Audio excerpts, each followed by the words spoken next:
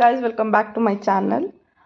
ನಾವು 4 ಗಂಟೆಗೆ ಎದ್ದು ಫಸ್ಟ್ ಟೈಮ್ ನಾನೇ ಲೈಫಲ್ಲಿ ಫಸ್ಟ್ ಟೈಮ್ ಅಂತಲೇ ಅಂದ್ಕೊಳ್ಳಿ, ನಾನು ನಂದಿ ಹಿಲ್ಸ್ ನೋಡಬೇಕಂತ ತುಂಬ ವರ್ಷಗಳಿಂದ ಕೇಳ್ತಾ ಇದ್ದೆ. ಸೊ ಫೈನಲಿ ಆ ಡೇ ಬಂತು ಅಂತ ನಾವು ಇವತ್ತು ಹೊರಟಿದ್ದೀವಿ. ತುಂಬಾ ಕಷ್ಟಪಟ್ಟು ಹೊರಟಿದ್ದೀವಿ, ಯಾಕೆಂದರೆ ಸಂಡೇನೇ ಹೋಗಬೇಕು, ಏನೋ ರಜಾ ಇರಲ್ಲ. ಅದಕ್ಕೋಸ್ಕರ ನಮಗೆ ಸಂಡೇ ಎದ್ದೇಳೋಕ್ಕೆ ಆಗ್ತಾ ಇರಲಿಲ್ಲ. So for the first time ಇಲ್ಲ, ನಾವು ಹೋಗಲೇಬೇಕು, ನೋಡಲೇಬೇಕಂತ ಅಂದ್ಕೊಂಡು ಹೊರಟ್ವಿ. ಅಲ್ಲಿ 5:30 ಆಗಲೇ ತುಂಬಾ ಬೆಳಕಾಗಿತ್ತು. ಸೊ ಆದರೂ ನಮಗೇನು ವ್ಯೂ ಇರುತ್ತಾ ಇಲ್ವಾ ಅಂದ್ಕೊಂಡು ಹೊರಟ್ವಿ. ಬಟ್ ಅದು ಅಮೇಝಿಂಗ್, ನನಗೆ ಅಮೇಝಿಂಗ್ ಡೇ ಅಂದ್ರೇ ನಂದಿ ಹಿಲ್ಸ್ ಅಂತಲೇ ಅನ್ಕೊಬೋದು. ನಾನು ಎಕ್ಸ್ಪೆಕ್ಟ್ ಕೂಡ ಮಾಡಿರಲಿಲ್ಲ ಅಷ್ಟು ಚೆನ್ನಾಗಿರುತ್ತೆ ಅಂತ. ನಾನು ನಂದಿ ಹಿಲ್ಸ್ಗೆ ಹಿಂಗೆ ಅಂತ ಇದ್ದೀನಿ ಅಂದರೆ ಇನ್ನೇನಾದರೂ ತುಂಬ ಜಮ್ಮು ಕಾಶ್ಮೀರ ಆ ಥರ ಕರ್ಕೊಂಡು ಹೋಗ್ಬಿಟ್ರೆ ಇನ್ನೇನು ಅಷ್ಟೇ ನನ್ನ ಕತೆ ಅನಿಸುತ್ತೆ. ಸೊ ಹೋಗ್ತಾ ಇದ್ವಿ, ನಾವು ಅರ್ಲಿ ಮಾರ್ನಿಂಗೇ ಹೊರಟಿರೋದ್ರಿಂದ ಹೋಗ್ತಾ ಅನ್ನಿಸ್ತು ಇನ್ನೂ ವ್ಯೂ ಇದೆ, ತುಂಬ ಚೆನ್ನಾಗಿದೆ ಅಂತ. ಅಷ್ಟು ಗಾಳಿ ಇತ್ತು, ನಾನು ವಾಯ್ಸ್ ಓವರೇ ಕೊಡೋದಕ್ಕಾಗೋದು, ಏನಕ್ಕಂದರೆ ಆ ಗಾಳಿ ನಿಮ್ಮ ಕೈಲಿ ಕೇಳಿಸ್ಕೊಳ್ಳೋಕ್ಕೆ ಆಗೋದಿಲ್ಲ ಅನಿಸುತ್ತೆ. ಅಲ್ಲಿ ನೋಡ್ತಾ ಇರ್ಬೋದು ಎಷ್ಟು ಚೆನ್ನಾಗಿತ್ತು ಅಂದರೆ, ರೋಡ್ ಕೂಡ ತುಂಬ ಚೆನ್ನಾಗಿತ್ತು. ಸೊ ನಾವು ಹೊರಟ್ವಿ. ನನ್ನ ಫುಲ್ಲು ಫೇಸ್ ಎಲ್ಲ ಯಾವ ಥರ ಅಂದರೆ ಫುಲ್ಲು ರೆಡ್ ಫೀಲ್ ಆಗ್ತಾ ಇತ್ತು. ಅಷ್ಟು ಗಾಳಿ, ಅಷ್ಟು ಒಂಥರ ಮಂಜು ಹೊಡಿಯುತ್ತಲ್ಲ ಆ ಥರ ಇತ್ತು. ಸೊ ಇಬ್ಬರು ಫಾರ್ ದ ಫಸ್ಟ್ ಟೈಮ್ ಅಷ್ಟು ಲಾಂಗ್ ಡ್ರೈವ್ ನಾವು ಹೋಗಿರೋದು. ಅದರಲ್ಲೂ ನನಗೆ ನಮ್ಮ ಗಾಡಿಲೇ ಹೋಗಬೇಕು, ನಮ್ಮ ಹೊಸ ಗಾಡಿ ತೊಗೊಂಡೇ ಹೋಗ್ಬೇಕು ಅನ್ನೋದೇ ನನಗೆ ಇದ್ದಿದ್ದು. ಸೊ ಅಲ್ಲೋಗಿ ನಾವು ರೀಚ್ ಆದರೆ ತುಂಬ ಅಂದರೆ 8 ಕಿಲೋಮೀಟರ್ ಅನಿಸುತ್ತೆ ನಂದಿ ಹಿಲ್ಸು. ನಂದಿ ಕೆಳಗಡೆ ಬೆಟ್ಟದಿಂದ ಅಲ್ಲಿವರೆಗೂ 8 ಕಿಲೋಮೀಟ್ರ್ ಇದೆ. 8 ಕಿಲೋಮೀಟ್ರ್ವರೆಗೂ ಸಂಡೇ ಫುಲ್ ರಶ್ ಇರುತ್ತೆ. ದಯವಿಟ್ಟು ಯಾರು ಕಾರಲ್ಲಿ ಮಾತ್ರ ಹೋಗೋಕ್ಕೆ ಹೋಗಬೇಡಿ, ಇಲ್ಲ ಸಂಡೇ ಮಾತ್ರ ಹೋಗೋಕ್ಕೆ ಹೋಗ್ಬೇಡಿ. ಈ ಟೈಮಲ್ಲಿ ನಂದಿ ಹಿಲ್ಸ್ಗೆ ಹೋಗಿ ತುಂಬ ಚೆನ್ನಾಗಿರುತ್ತೆ, ವ್ಯೂ ಕೂಡ ತುಂಬ ಚೆನ್ನಾಗಿರುತ್ತೆ. ಆದರೆ ಕಾರಲ್ಲಿ ಮಾತ್ರ ಹೋಗಬೇಡಿ. ನಾವು ಬೈಕಲ್ಲಿ ಹೋಗಿದ್ದಕ್ಕೇ ಅಷ್ಟು ಲಾಂಗ್ ಅನ್ನಿಸ್ತು. ಗಾಡಿಗಳು ಇರಲಿಲ್ಲ, ಇಮ್ಯಾಜಿನೇಷನ್ ಕೂಡ ಮಾಡೋಕ್ಕಾಗಲ್ಲ, ಅಷ್ಟು ಕಾರ್ಗಳಿದ್ವಿ. ನಾವು ರಿಟರ್ನ್ ಬರ್ತಾಯಿದ್ರು ಹಂಗೆ ಇದ್ವು ಕಾರ್ಗಳು. ಅವಾಗ ಅನ್ನಿಸ್ತಾ ಇತ್ತು ನಂದಿ ಹಿಲ್ಸ್ ತುಂಬಾ ಚೆನ್ನಾಗಿರುತ್ತೆ ಅಂತ. ನೋಡಿ ಅಲ್ಲಿ ಪಕ್ಕದಲ್ಲಿ ತುಂಬ ಬೆಟ್ಟಗಳಿದೆ, ಅದು ಏನೂ ಕಾಣಿಸ್ತಾ ಇರಲಿಲ್ಲ, ಅಷ್ಟು ಮರ್ಜಾಗಿತ್ತು. ನೋಡಿ ಮುಂದೆ ಫುಲ್ಲು ಎಲ್ಲ ಕಡೆನೂ ಆ ಒಂದು ಏನದು ಅದೇನೇನಂತಾರೆ ಫಾಗ್ ಅಂತಲೇ ಅನ್ಬೋದು, ಅದೊಂಥರ ಚೆನ್ನಾಗಿ ಅನ್ನಿಸ್ತಾ ಇತ್ತು. ಮೇಲೆ ಹೋಗ್ತಾ ತುಂಬ ಚಳಿ, ತುಂಬ ಅಂದರೆ ಒಂಥರ ಚಳಿ, ಗಾಳಿ, ಮಳೆ ಬರ್ತಾ ಇದೆಯಾ ಏನು ಗೊತ್ತಾಗ್ತಾನೆ ಇಲ್ಲ. ಮುಖ ಎಲ್ಲ ಫುಲ್ಲು ಬ್ಲಶ್ ಆಗ್ತಾಯಿತ್ತು. ಬಟ್ ನನಗೆ ತುಂಬ ಖುಷಿ ಆಗ್ತಾಯಿತ್ತು. ನನ್ನ ಕನಸದು, ನನಗೆ ಆ ಥರ ನನಗೆ ಎಕ್ಸ್ಪೆಕ್ಟೇ ಮಾಡಿರಲಿಲ್ಲ. ನನ್ನ ಕನಸದು ನಾನು ಯಾವಾಗ ಕೇಳಿದ್ರು ನಂದಿ ಈಸ್ ಬೆಸ್ಟ್ ಅಂತಲೇ ಹೇಳ್ತೀನಿ. ಯಾಕಂದರೆ ನನಗೆ ಆ ವ್ಯೂ ಸಿಕ್ಕಿಲ್ಲ ಅಂದರೆ ಇದ್ನೊಳಗೆ ಇಲ್ಲಿವರೆಗೆ ಬರಬೇಕಿತ್ತ ಅನ್ನೋ ಫೀಲ್ ಆಗ್ತಾ ಇತ್ತೇನೋ. ಬಟ್ ನಾನು ಅಷ್ಟು ಖುಷಿ ಪಟ್ಟಿದ್ದಿನ ನನಗೆ ಯಾವತ್ತೂ ಇಲ್ಲ ಅನಿಸುತ್ತೆ. ನನ್ನ ಫೇಸ್ ಎಲ್ಲ ಶೀತನೇ ಆಗೋಯ್ತು ಅಲ್ಲಿ ಹೋಗೋ ಅಷ್ಟರಲ್ಲಿ, ಕಿವಿಯೆಲ್ಲ ನೋವು ದೇವೆ. ಸೊ ಬನ್ನಿ ಹಿಂಗೆ ಮುಂದೆ ಎಂಜಾಯ್ ಮಾಡ್ಕೊಂಡು ಹೋಗೋಣ.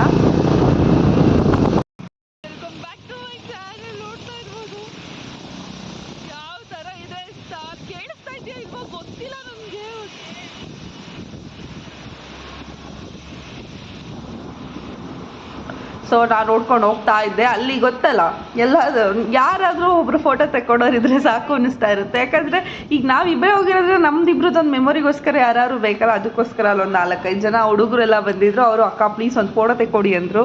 ಸೊ ಅವ್ರ ಫೋಟೋ ತೆಕ್ಕೊಡಿದ್ರೆ ನಾನು ಕ್ಯಾಮ್ರಾ ಆಫ್ ಮಾಡೋದೇ ಮರ್ತಿದ್ದೀನಿ. ಅವ್ರಿಗೆ ಒಂದು 4-5 ಫೋಟೋಗಳನ್ನ ತೆಕ್ಕೊಟ್ಟು ನಾನು ಹಿಂದೆ ತಿರುಗ್ತೀನಿ. ನಮ್ಮ ಮನೆಯವ್ರು ಇಲ್ವೇ ಇಲ್ಲ, ಯಾಕಂದರೆ ನಾವು ಆಲ್ರೆಡಿ ಎಂಟ್ರೆನ್ಸಲ್ಲಿ ಇದ್ದೀವಿ. ನಂಗೆ ಗೊತ್ತೇ ಇರಲಿಲ್ಲ ಎಂಟ್ರೆನ್ಸಲ್ಲಿ ಇದ್ದೀವಿ ಅಂತ. ನಾನು ಫುಲ್ ಕಳೆದೋಗಿದ್ದೀನಿ ಅಂದ್ಕೊಂಡು ಸುತ್ತ ಎಲ್ಲ ಹುಡ್ಕೊಂಡು ಆಮೇಲೆ ಮುಂದೆ ಹೋಗಿ ಓಡ್ಕೊಂಡು ಹೋದ್ಮೇಲೆ ಅಲ್ಲಿ ಗಾಡಿ ಹಾಕ್ತಾಯಿದ್ರು.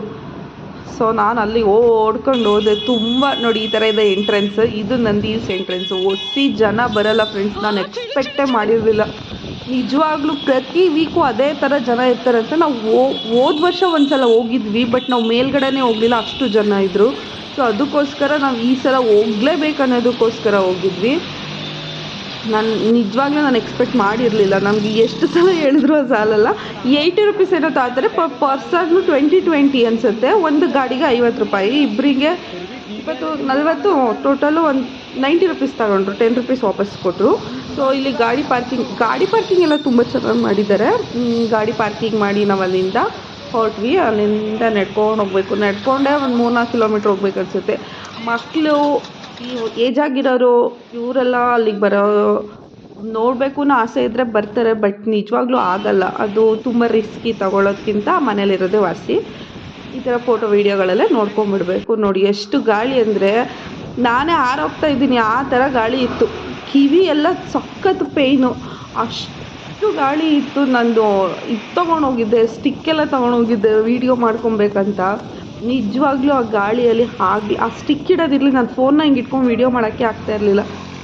ಅದರಲ್ಲೂ ಒಂದು ನೋಡಿ ಇಷ್ಟು ಗಾಳಿ ಮೇಲ್ಗಡೆ ಅಂದರೆ ಗಾಡ್ ಮಾತ್ರ ತುಂಬ ಚೆನ್ನಾಗಿದೆ. ಕಪಲ್ಸು, ಇವಾಗ ಮದುವೆ ಆಗಿರೋರು ಹಂಗೆ ಅಷ್ಟೇ ಹೋಗ್ಬೇಕಂತ ಏನಿಲ್ಲ. ಮಕ್ಳುಗಳು ಎಲ್ಲರನ್ನೂ ಕರ್ಕೊಂಡೋಗಿ, ತುಂಬ ಎಳೆ ಮಕ್ಕಳನ್ನ ಕರ್ಕೊಬೇಡಿ, ಒಂದು ಏಜಲ್ಲಿರೋ ಮಕ್ಳುಗಳನ್ನ ಕರ್ಕೊಂಡೋಗಿ, ತುಂಬ ಚೆನ್ನಾಗಿದೆ. ಒನ್ ಡೇ ಟ್ರಿಪ್ ಅಂತ ಮೋಸನೇ ಇಲ್ಲ, ತುಂಬ ಚೆನ್ನಾಗಿರುತ್ತೆ. ಬಟ್ ಎಲ್ಲ ಟೈಮಲ್ಲೂ ಅಲ್ಲ, ಆ ಟೈಮಲ್ಲಿ. ಇದು ಒಂಥರ ನನ್ನ ಜೊತೆ ಬಂದಮೇಲೆ ನಮ್ಮ ಮನೆಯವ್ರನ್ನೂ ಹಾಳು ಮಾಡ್ತೀನಿ ಅಂತಾರಲ್ಲ, ಆ ಥರ ಕೆಲವೊಂದು ವೀಡಿಯೋಗಳು ನಡ್ಕೊಂಡು ಹೋಗೋದು ಆ ಥರ ಎಲ್ಲ ಇರಲಿ ಅನ್ನೋದಕ್ಕೋಸ್ಕರ ಒಂದು ಪಿಕ್ಚರ್ನ ತೊಗೊಂಡಿದ್ದು. ಅವರು ಎಲ್ಲ ಬೇಡ ಬೇಡ ಬೇಡ ಅಂತಾರೆ, ಆದರೆ ನಾನು ಬಿಡಲ್ಲ. ಸೊ ಇಲ್ಲಿ ಇತ್ತು, ಕಾಫಿ ಕುಡಿತೀಯ ಅಂದರು. ಅಯ್ಯೋ ನನಗೆ ಇದ್ರಲ್ಲಿ ಕಾಫಿ ಕುಡಿಬೇಕು ಅಂತಲೂ ಅನ್ನಿಸ್ತಾ ಇರಲಿಲ್ಲ, ಏನಿಲ್ಲ, ಅಷ್ಟು ಒಂಥರ ಆಗ್ತಾಯಿತ್ತು. ಚಳಿ ಚಳಿ ಚಳಿ ಚಳಿ ಒಂಥರ ಆಗ್ತಾಯಿತ್ತು. ಸೊ ಅದಕ್ಕೆ ಫುಲ್ಲು ನೋಡಿಕೊಂಡೆ ಬಂದು ಏನಾದ್ರು ತಿಂಡಿ ತಿಂದುಬಿಡೋಣ ಅಂದ್ಕೊಂಡ್ವಿ.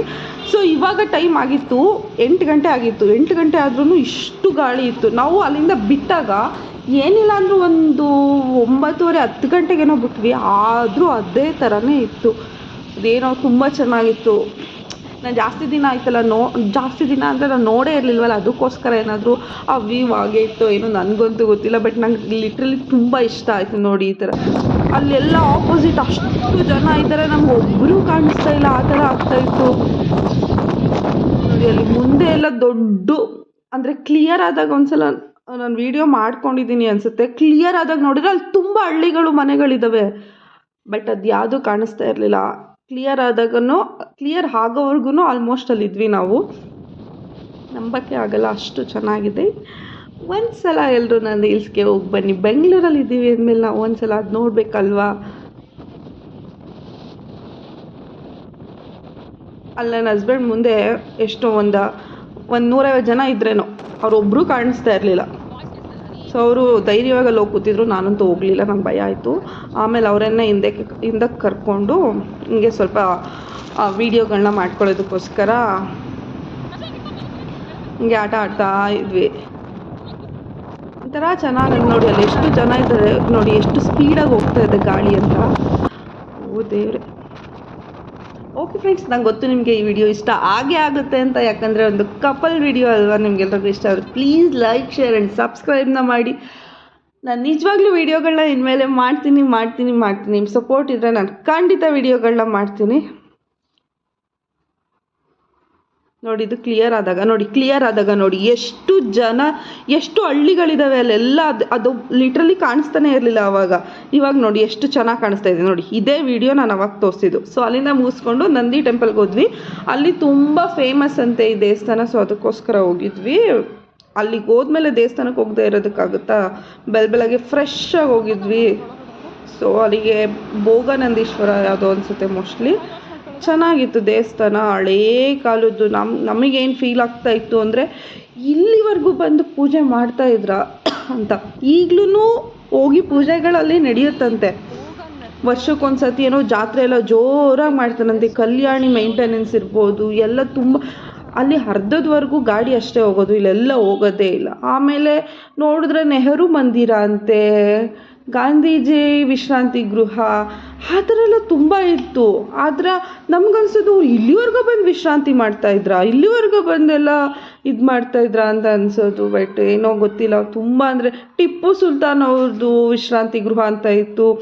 ನಿಜವಾಗ್ಲೂ ತುಂಬ ಚೆನ್ನಾಗಿತ್ತು. ಎಲ್ಲ ಒಬ್ಬೊಬ್ಬರು ಮನೆಗಳೂ ಯಾವ ಥರ ಇತ್ತಂದರೆ ನನಗೆ ಲಿಟ್ರಲಿ ಅದು ನಿಜನ ಅನ್ನೋದೇ ಫೀಲ್ ಆಗ್ತಾಯಿತ್ತು. ಬಟ್ ತುಂಬ ಚೆನ್ನಾಗಿತ್ತು. ಸೊ ಲಾಸ್ಟಲ್ಲಿ ನಾವು ಪಲಾವ್ ಮತ್ತು ಇಡ್ಲಿ, ನಾನು ಅಬ್ವಿಯಸ್ಲಿ ಎಲ್ಲೋದ್ರೂ ಇಡ್ಲಿನೇ ತಾಳೋದು. ಮುಗಿಸ್ಕೊಂಡು ನಾವು ಮನೆಗೆ ಹೊರಟ್ವಿ. ಒಂದು 10:30 ಆಗಿತ್ತು ಅನಿಸುತ್ತೆ ನಮ್ಮದು ಟ್ರಿಪ್. ಅಲ್ಲಿಗೆ ಬೆಳಗ್ಗೆ 4 ಗಂಟೆಯಿಂದ 10:30ಗೆ ಮುಗಿಸಿದ್ವಿ. ಜೋಳ ಎಲ್ಲ ತಿನ್ಕೊಂಡು. ನಿಮಗೆ ಇಷ್ಟ ಆದರೆ ಪ್ಲೀಸ್ ಲೈಕ್ ಶೇರ್ ಸಬ್ಸ್ಕ್ರೈಬ್ನ ಮಾಡಿ. ನೆಕ್ಸ್ಟ್ ಬ್ಲಾಗರ್ಗೂ ಕಾಯ್ತಾ ಇರಿ. Thank you so much. Bye.